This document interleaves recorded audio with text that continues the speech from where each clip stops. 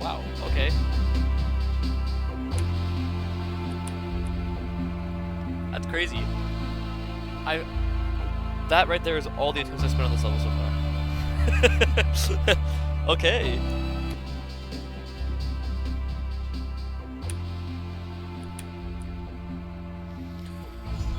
Was a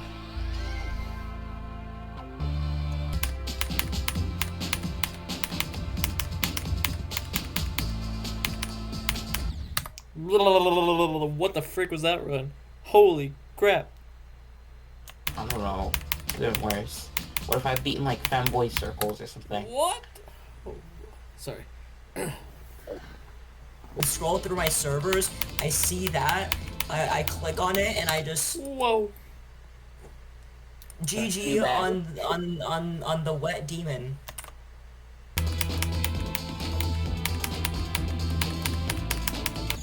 30. Whoa, new best after however long that was. I got to 34. Oh, let's go.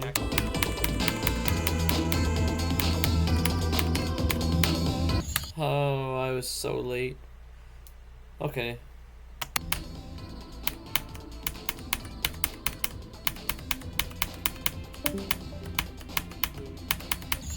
Okay, I did the hardest part.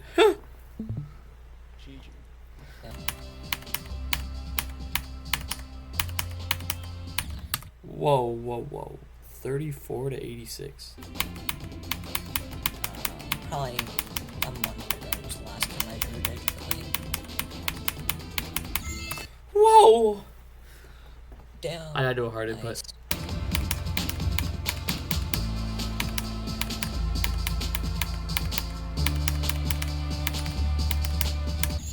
No way! How did I... No! No!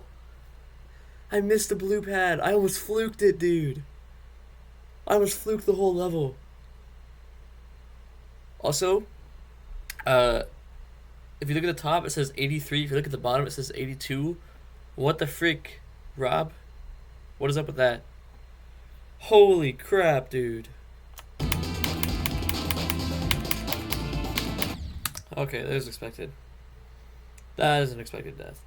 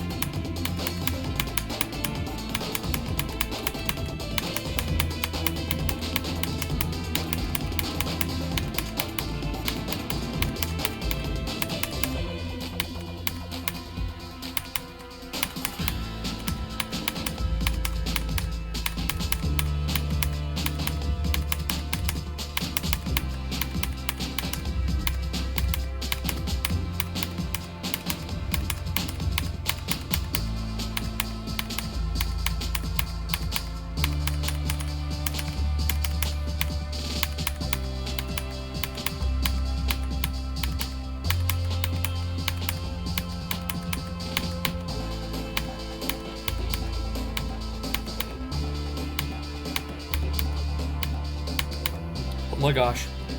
Please. I did it! That's it! I did it today! That's crazy! What? That's my hardest! That's Water Demon! That's so cool! Yes! Oh man, that's crazy! That's insane! I did that so fast! I, dude, That's wild. I love this. This is such a cool level, dude. This is such a fun level. Holy moly, dude. And it took so not that many attempts. That was nothing. That's insane. Great level. GG. So fun. Alright. Well, Water Demon. So, this level I had such a good experience with. So basically, this is a level I've been looking at since I saw AeonAir. Shout out to the GOAT. I saw him do this way back in December 2023. And I really liked this level. Maybe it was January 24. I don't know. Whatever. I really liked this level when I saw it. And I was like, you know what? Someday, I'm going to go for that level. And then here we are. And I've done it. I find it in a bit of an interesting situation because it being so close to my previous hardest, it's really hard to say that it's a new hardest, but I think it is. Personally, I believe that this level is a new hardest, and I just got incredibly lucky with it. So, I'm gonna go through a little bit of my experience with this and kind of how I got here. So, what I've been doing for the past 2 months, this whole summer, was I decided to start a little mini training arc when I realized that I wanted to do this for a hardest and have it done by the end of the summer, which I managed to do. Very glad about that.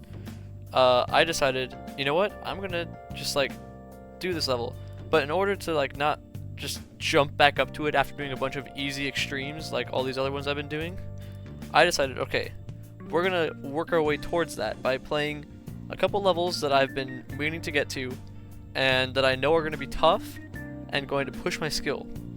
And that's when I did Phantasmagoria. This level wasn't it was not a really great experience personally, but it really did push my ability to deal with the mental challenges of just choke points in general. And it also, all of these levels have a very similar thing in mind where the ending is just so nerve-wracking and you gotta just lock in. So Phantasmagoria had that lock-in ending that I was like, you know what, that's the reason why I'm gonna go for this training arc. Hidden in the Sand was the next one up on the training arc, and I did that one because of the tight inputs and the just timings that I knew were going to be required in order to be able to pull this level off. And I really liked this level. I enjoyed it. I enjoyed my experience with it. It was not the most fortunate. I died quite a bit to the ending, but I still liked it. Imitation Game ended up being the best experience of any extreme I've ever had, and I absolutely loved this level. It didn't necessarily push my skill a whole lot. It really worked in a lot of the 2.2 skills, which I didn't really need for Water Demon, but it was a really genuinely fun experience. And it did get me a little bit better at kind of figuring out orb timings and such. I think the level that helped the most with my unexpected skill boost towards Water Demon was Tuapika. Tuapika was an incredibly skill-based, condensed difficulty level. And it just completely pushed past all of these skill sets that I never had before. There were waves in it that I genuinely was never used to playing, that struggled with so much. This level defined the training arc. This level trained me to be better at just the game in general, and I'm glad that I was able to pull that one off. Which leads me then to here, where I think the biggest reason why I feel like this level isn't as hard as I think it should be is genuinely just because I got good. I've been pushing myself to my limits for the past 2 months to get to this point where I can beat hard levels fast. And it makes it seem not as hard as it actually is, even though it is an incredibly difficult level and the hardest level I've ever beaten. Because when I go back and think about what I did before Bloodbath, what I'd actually done was essentially came off of a 3-month break from any extreme demons. The only extreme demon I had played from November to January 25, and then eventually February 25 when I beat Bloodbath, was Aeon, which is hardly an extreme demon by difficulty of the gameplay. It's an extreme demon because of the length. So, I had basically let my skill fall completely off and then just jumped immediately into Bloodbath, which made it a significantly more difficult challenge to be able to pull off. But with this one, I have been like working through all of these other levels, just pushing my skill, and it made this level just genuinely easier, which is why it took half of the attempts that Bloodbath took me. Bloodbath took me 30k, Water Demon took me 14k attempts.